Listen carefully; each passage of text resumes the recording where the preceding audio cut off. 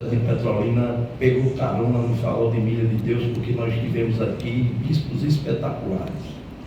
Nós tivemos Dom Malan, que com a sua mensagem desenvolveu a educação e o trabalho e não esqueceu da fé. Depois veio Dom Indigo para apacentar. Depois de Dom Indigo nós tivemos Dom Avelado Brandão Vilela, que chegou a ser Dom Primaz do Brasil, Bispo Primaz. Eu não domino bem essa nomenclatura da Igreja Católica, mas ele foi um bispo que desenvolveu a qualificação profissional com 2 institutos importantíssimos antes desse modismo de SEBRAE, de SENAC, de SESI, que tem todos eles o seu valor histórico e atual.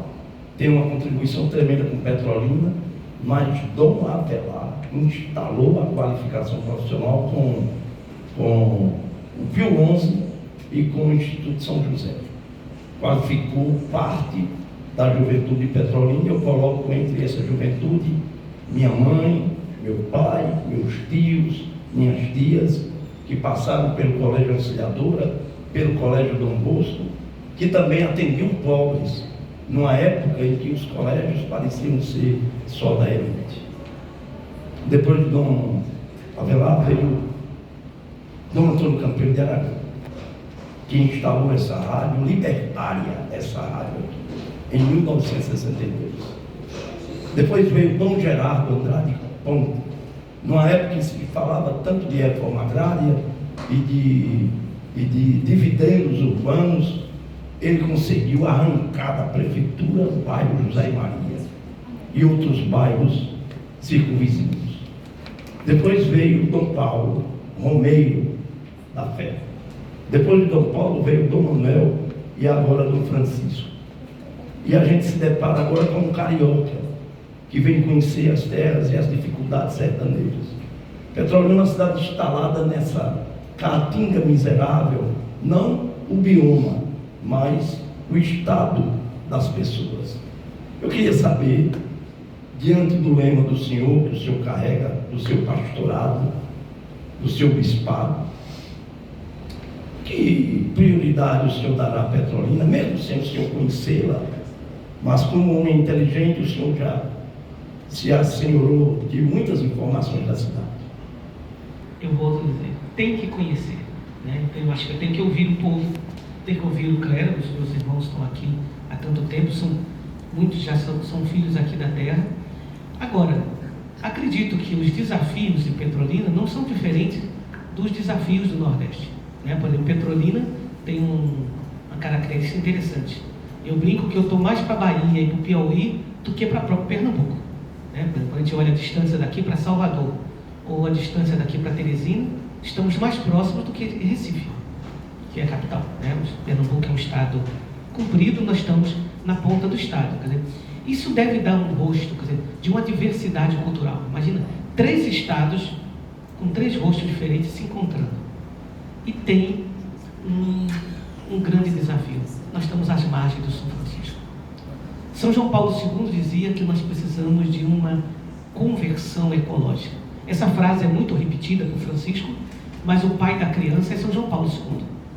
Ele que usou pela primeira vez uma conversão ecológica. Por exemplo, olhando para essa questão do Rio São Francisco, né, nós temos que pensar como é que nós estamos cuidando do planeta nessa porção aqui. Tem sido uma preocupação desse pontificado, Papa Francisco, com Laudato Si, né, e agora Laudato Deo, sobre o cuidado com a casa comum.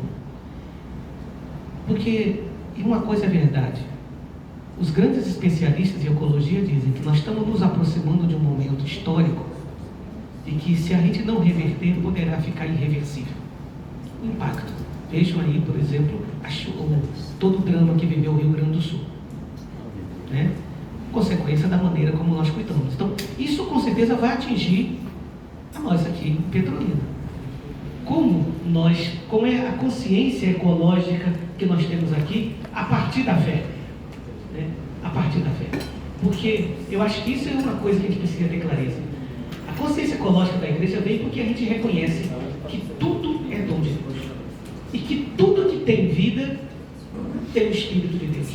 Que por isso, atentado a qualquer forma de vida, e não só a vida humana, atentado a qualquer forma de vida é atentado contra o próprio Espírito de Deus. Então, com certeza, esse tema, dentro do aspecto social, o tema da ecologia é um tema que tem que ser tratado.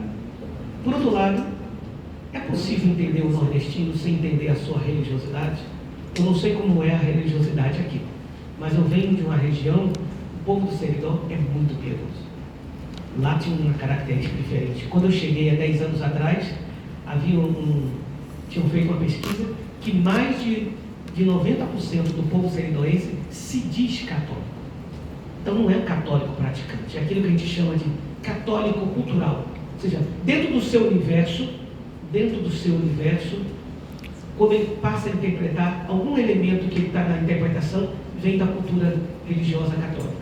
Não sei como é aqui no Seridó, ou como é aqui em Petrolina, porque é uma cidade que circula muita gente e tem todo esse trânsito, né? Mas como trabalhar a religiosidade do nordestino aqui? Como nos abrirmos às novas expressões culturais que estão aí? O diálogo com a cultura, o diálogo com o mundo universitário, o diálogo com a juventude, que são culturas, mas que são desafios que vão sendo colocados também para a evangelização.